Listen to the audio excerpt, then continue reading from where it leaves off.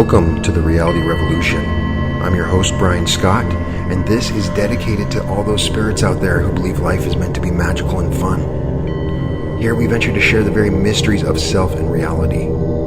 My purpose is to help light that spark inside of you, to reawaken your sense of fascination and awe towards the world. I'm going to try to help you hack reality and unleash your potential and open unlimited possibilities of wealth, health, and relationships in your life. Welcome. Today we're going to do a review of Anjani Siegrist's book, The Alchemy of Intimacy, the Love and Sexuality Workbook. This is a very interesting book, and I learned a lot. If you've listened to other episodes, I have the episode on the Love Revolution and a meditation called the Love Vortex. I do talk about using reality transurfing, law of attraction, advanced techniques to find love. And I'm always trying to expand my level of knowledge. There's always information blindness. I'm always open to new techniques. And one of the things I don't have a greater understanding of is certain use of energy work, and Ayurvedic is something that I really want to learn more of. It's a very old science, and there's, of course, I'm always learning about yoga and Reiki and different things, and Anjani has studied all of this stuff. If you get a chance, you can check out her Instagram account on Venus Gemstone. She puts out daily content and really bears her heart. Stuff that would be very difficult to talk about, she does that on her account, and she's a terrific writer. She's been practicing healing arts professionally for over 17 years, and after being honorably discharged from the Navy, traveled to Asia and studied under masters in Reiki, Ayurveda, and yoga and Thai massage. And when I found this book, I knew for sure that it was going to be heartfelt, and there was going to be there's something very authentic about her channel and the stuff she's talking about if you watch her YouTube videos. But the thing I just don't understand, and it's the scientist part of me, is the horoscope stuff. And so I'm going to interview Anjani, and I'm very excited about that to get a better understanding, because I know there might be something there. What I'm worried about is the feedback loop. And that is, if I know that the Mercury is in retrograde and that's supposed to mess up my technology, that the technology messes up and it ends up being that I mess up the technology because I believed Mercury was in retrograde. There's this feedback loop I'm always worried about. I don't want to define my reality. But at the same time, if it's 106 degrees outside, you don't go outside because it's hot and it's going to burn. That's an energy that we want to avoid. And so if there's ways to warn us against certain energies, then maybe I need to learn this. And she is incredibly advanced. Now, Ayurvedic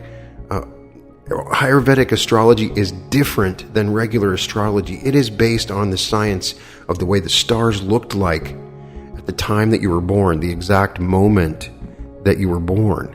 And there is a science behind this. It creates connections. And what you're going to find if you watch her channel and the stuff that she talks about is that she is incredibly good at understanding energy. She makes crystals and necklaces, but which I would say that she's an expert in energy. And so, when you read this book, it's not entirely just about love and relationships. It's a workbook, so it's very experiential, and she designed this with a lot of very interesting information. But it's the Alchemy of Intimacy, as she describes it, is a 13-week process with an optional week to uncover and recreate the divine love story between your physical matter and your spiritual essence. Union of these two things creates a sacred marriage within. Irresistible radiance is the result. Now, the reason I found this very interesting, I've had this book for about 5 months, and going back to when you read Think and Grow Rich, one of the steps in Think and Grow Rich is understanding your sexual energy, that it is one of the keys, using this energy as a focus.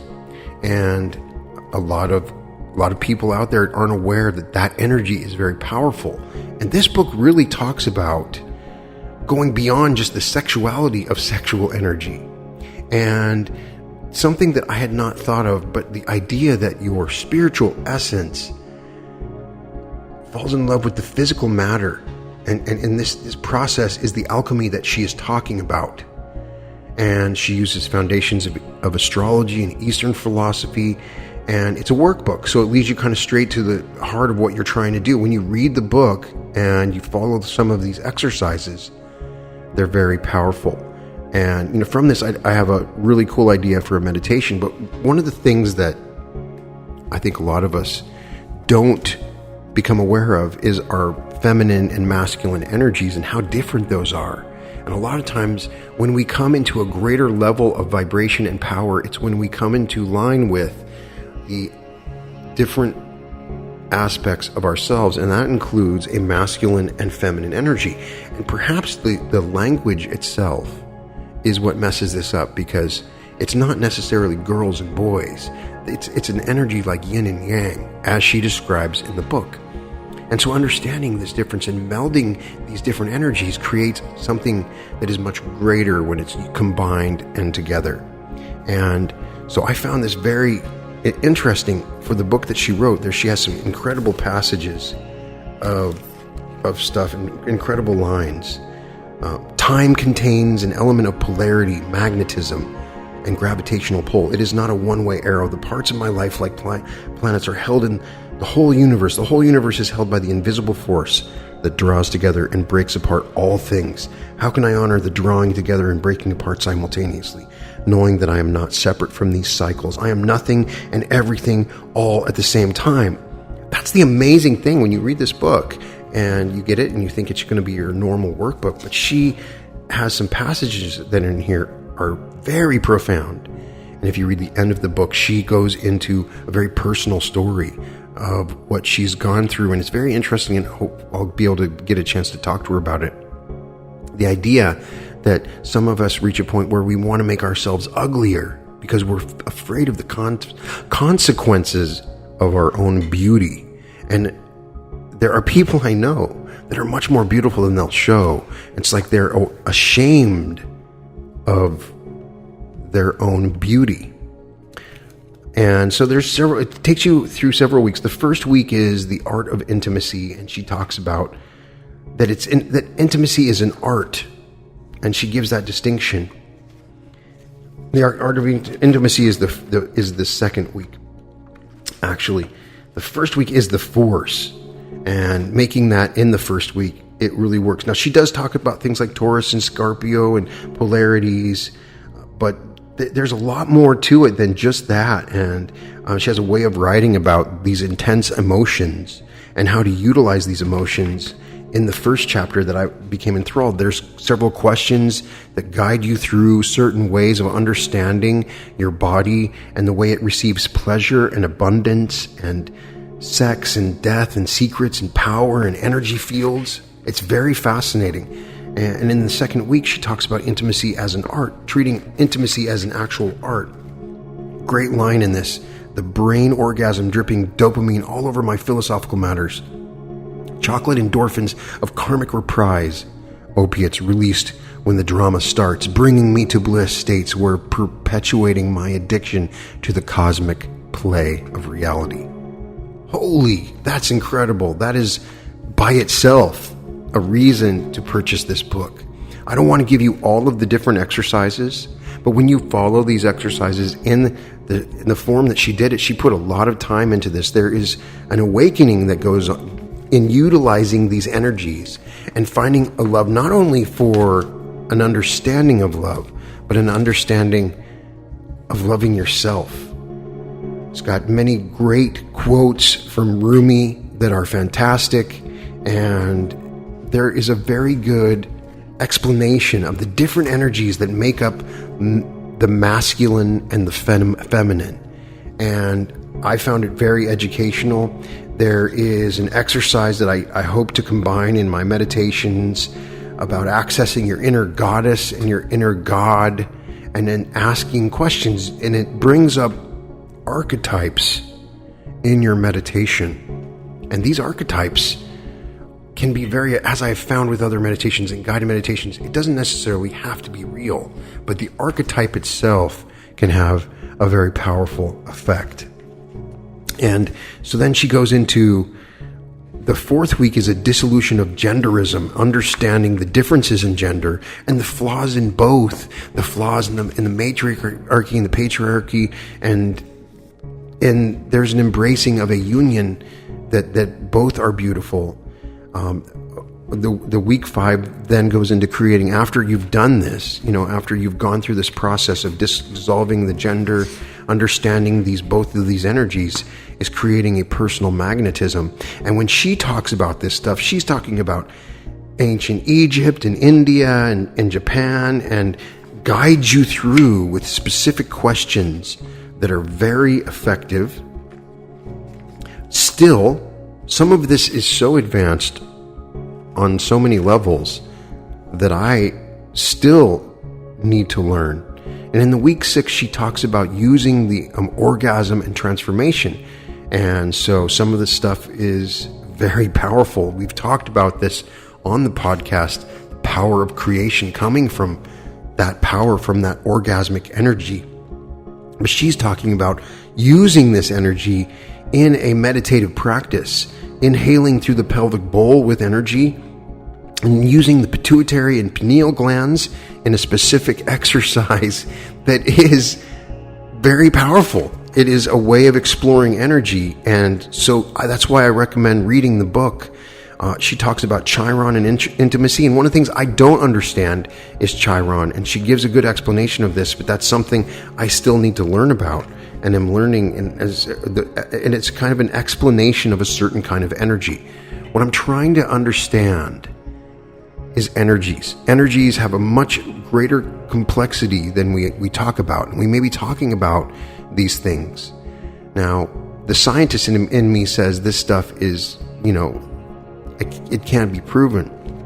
But when you read Lynn McTaggart's book, The Intention Experiment, and she's talking about cosmic energies being tested and showing specific statistical results when people create intentions, then there is something going on with, for instance, they have found interesting evidence that shows solar flares.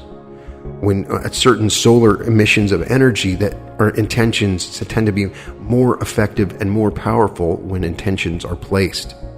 And so there is an interplay of these energies when we are manifesting. Perhaps that's what's running when we activate the plat. That's the creator spark that we have inside of us that we use. Perhaps that's the source and the void that we talk about. Now, she has a chapter on the magic alchemy of pain, and it is here where I found one of my favorite lines in the book, and that was, "The wound is the place where the light enters you." And it's an understanding that sometimes the pain and wounds that we have in our life is where the light comes in. I know in my life, the struggles that I've had to overcome all kinds of obstacles have always been the openings for light to come into my life. But the ways that you deal with pain also affect your ability to find intimacy with yourself, with the universe, and with your partner. And so it's very interesting. She has a week where you focus on mirroring in relationships, which to me has been a profound understanding in how you can utilize this mirroring effect for your relationships. We talk about Vadim Zeland's book, or The Mirror Reality, where one of the perfect examples of the mirror process is in a relationship. When you are nice to somebody, you will see them be nice to you. If you are angry with somebody, you will see the mirror effect. If you do the things that you want to be done to you, you will see those things done to you. If you do things for people that you want done to yourself, they will do those things to you. It's an incredible, interesting thing, and it's important that she mentions this. She talks about communication through intimate touch and the alchemy of your sacred wounds, and has a great chapter on the embodiment of forgiveness. There's some incredible stuff here, and there's some incredible writing, and it helped me. One of the things that I'm suggesting to people out there, in the world of reality creation and the law of attraction, one of the most important elements is energy and understanding your energies. And sometimes you have to branch outside of your own comfort zone. And that, I'm saying for guys out there, don't be afraid of material like this. This is not a book that's just for women. That men can access this energy. And I mean, like I said, on Think and Grow Rich, he's talking about accessing this energy. But also there is such complexity. And the alchemy she's talking about is very powerful as a manifestation principle. When you go through this whole process, you will end up, the best way that I can describe it, loving yourself more. One of the most important things that you can do to find love is to love yourself. And this book brings you through a process of opening up your past, your lineage, your soul, your understanding, and the way your heart is connected to the world. And I highly recommend you read it. When you read the end of the book and the stuff that she's been through, it is truly amazing. She states, I've been molested, shot at, beaten, thrown out of a moving vehicle, cheated on, and raped by men. In my pain and agony over these events, I see the pain and the agony of the ones who acted out their rage and feelings of hopelessness. The patriarchy that abused and disempowered women simultaneously abused and disempowered men by taking away their range of expression and teaching them to take power over life to survive. That is profound stuff. She has been through all of that. And most people that would encounter those kind of events in their life would be struggling with major drug addictions or pains. She has been able to use the things that she's learned from masters in Reiki and yoga and Ayurvedic to channel these energies. And that's why this is so authentic. And that's why I recommend this book. And so at the end, I was definitely interested to hear more of her story. And hopefully we get a chance to read more of the material. But if you guys want to read her stuff, she's writing almost every day on her Instagram page. And some of this is profound stuff that she's writing about. And she's just an awesome person. And you can check her stuff out. Check the book out. Again, the book is titled The Alchemy of Intimacy by Anjani Siegrist, Anjani, and her last name is Siegrist. And on Tuesday, we will be interviewing Anjani, so be sure to check this out. If you're hearing this on YouTube, I promise you the interview will be coming out very soon. I can't wait to talk to her and really delve deep on this stuff because I have so much to learn. And Ayurvedic, as a science, let me just tell you, they have profound discoveries through Ayurvedic, and I want to learn as much as possible about this. It is an ancient philosophy, and it is based on many levels of science, and she has studied this stuff and runs a business in San Diego where she's helping people out in this different energy work. And so I'm very excited to talk with her, and hopefully you guys join me for that. Please hit the subscribe button if you're watching this on YouTube. Hit the notification bell. Sign up for my Reality Revolution group that I have on Facebook. That's fantastic. Email me at media@advancedsuccessinstitute.com. You can check out any coaching that you need. You can check out advancedsuccessinstitute.com. It is always a pleasure to talk with you guys. Keep the search for more information and more knowledge. Stay curious, stay fascinated. Welcome to the Reality Revolution.